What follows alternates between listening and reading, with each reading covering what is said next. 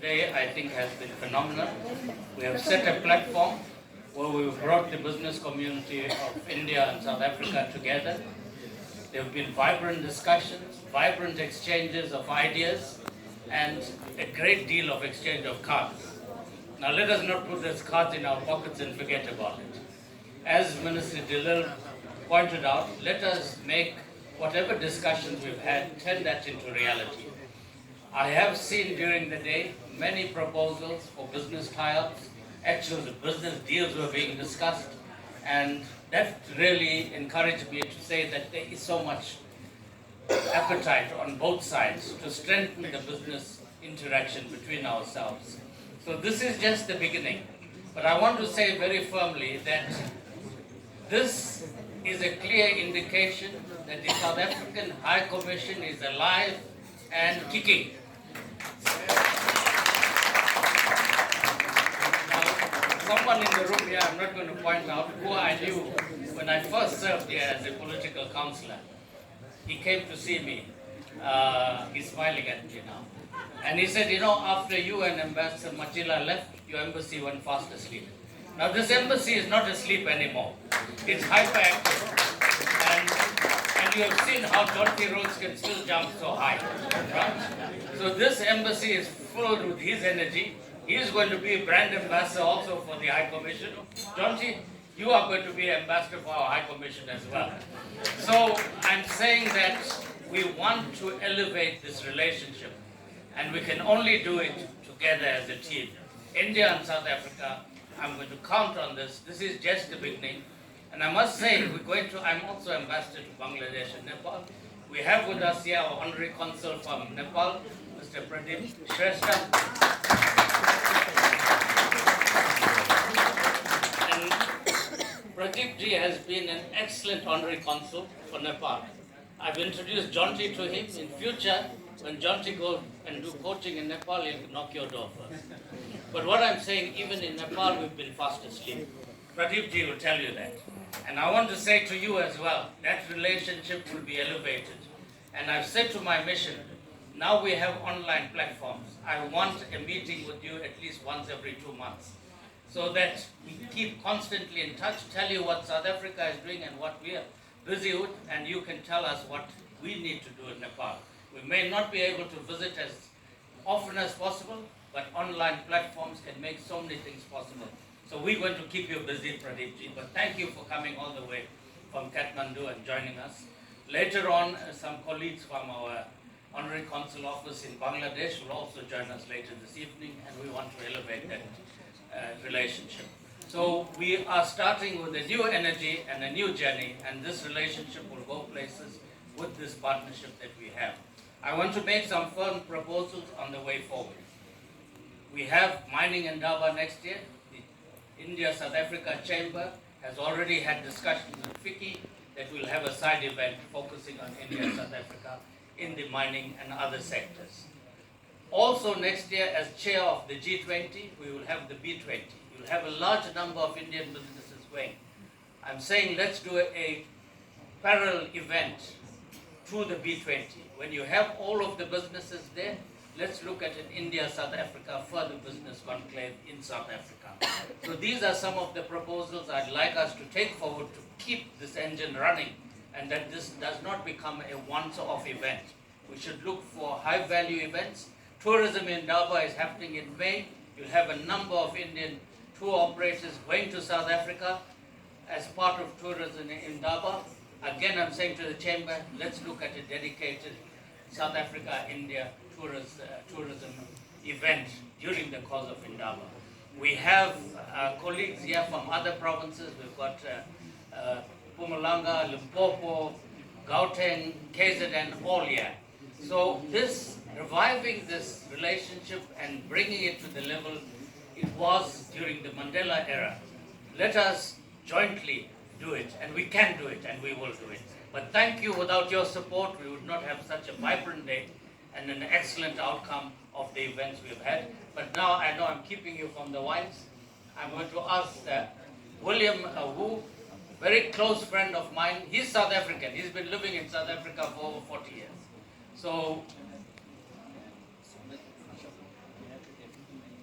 Our deputy mayor has come. I'll invite her also to say. Deputy mayor, come. It's my deputy mayor for my city, so please come advertise Durban for us.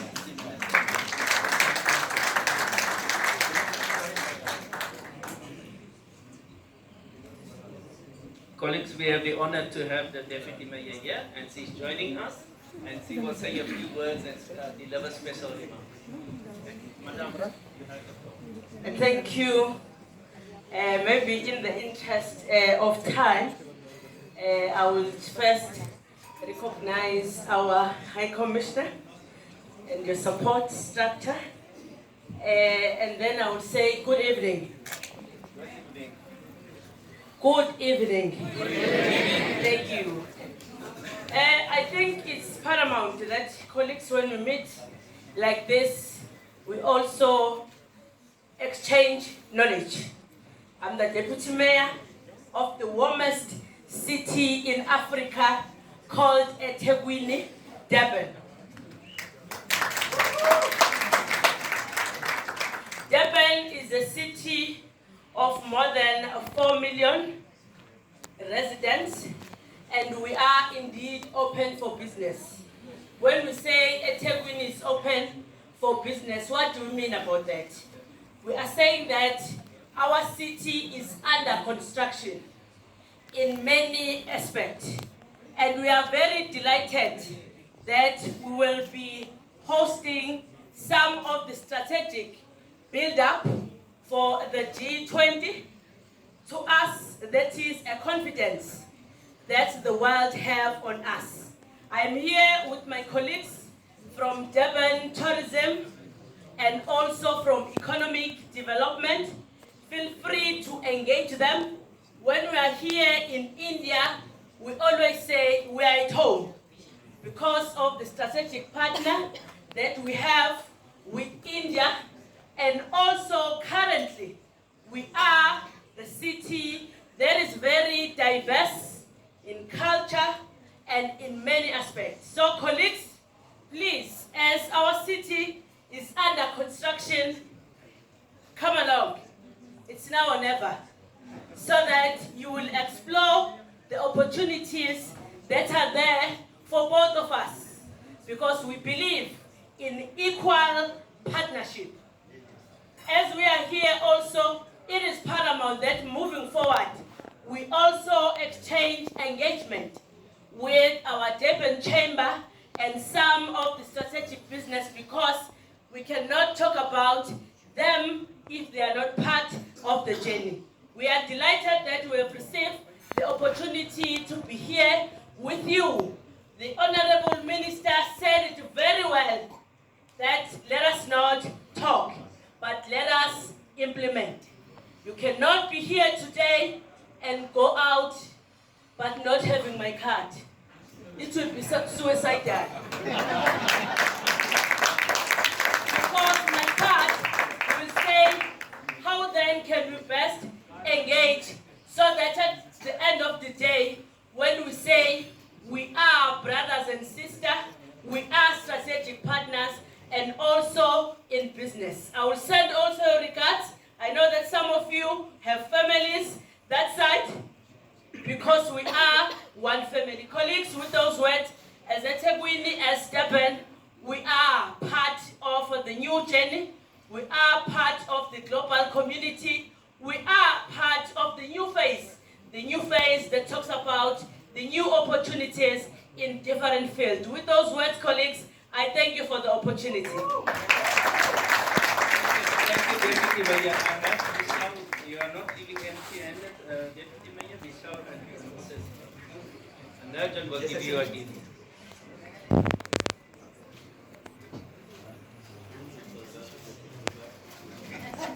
Thank you so much. It's not on the program, but behind this event and the events that will take place in Mumbai is a visionary leader.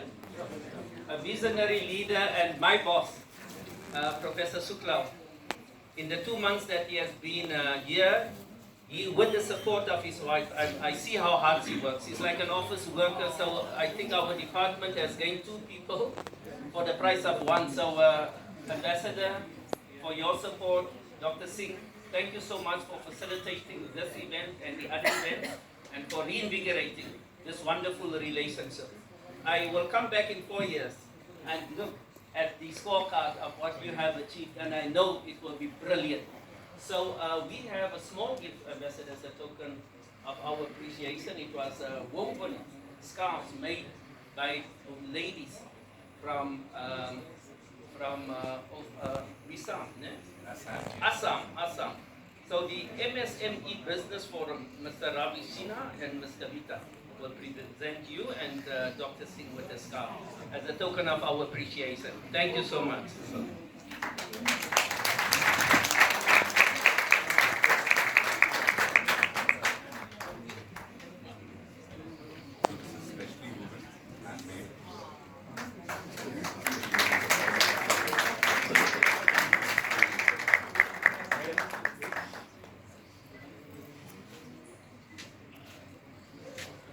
And I think we all should give a standing ovation to the First Lady and those amazing, amazing.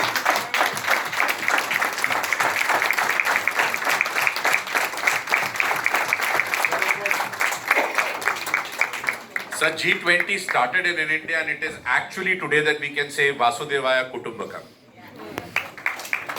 Thank you so much. Thank you, Excellency.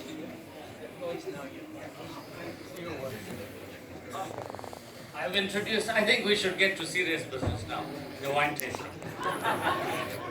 As I said, William has been a very close personal friend. In 2018, when we were chairing BRICS and we needed to get someone to sponsor wines for all the Sherpa meetings. So I went to William and I said, William, you need to sponsor wines for my Sherpa meeting. And for all, I think 6 Sherpa meetings, he produced the wine, and for the summit as well. And again, last year when we were chairing, I said, William, you have to do the same. And he obliged. He has a beautiful vineyard in Paarl, and he was absolutely generous. Last year we had, as you know, in the BRICS Plus meeting, 60 heads of state. And he's again produced a specially boxed gift set for all 60 heads of state that President Ramaphosa gave to all the visiting heads of state. So William is also very busy in terms of investing in the South African economy. He's busy with setting up a logistics park in Durban, but we'll speak about that some other time. But over to you. Thank you. Thank you, ladies and gentlemen. The wine you drink today taste is from my farm. This I only give a few words. Everybody is hungry. We eat dinner now. So this wine is one of the famous wine, good quality wine from South Africa, and we will be already in 30-something years the farm, and also before I meet with the ambassador, this wine is famous in Europe and South Africa. Then after I sponsored the wine to BRICS and the China African Forum, then my wine is very popular now in China. So I have to say thank you, ambassador, because after the old president drink this wine, I'm selling my wine very high price. Better money. Thank you.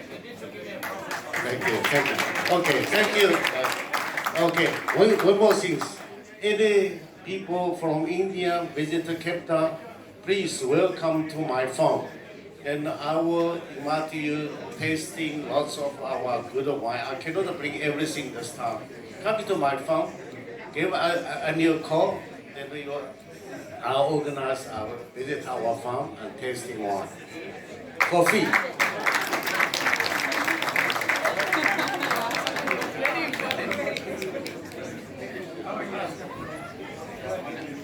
This is my prophet.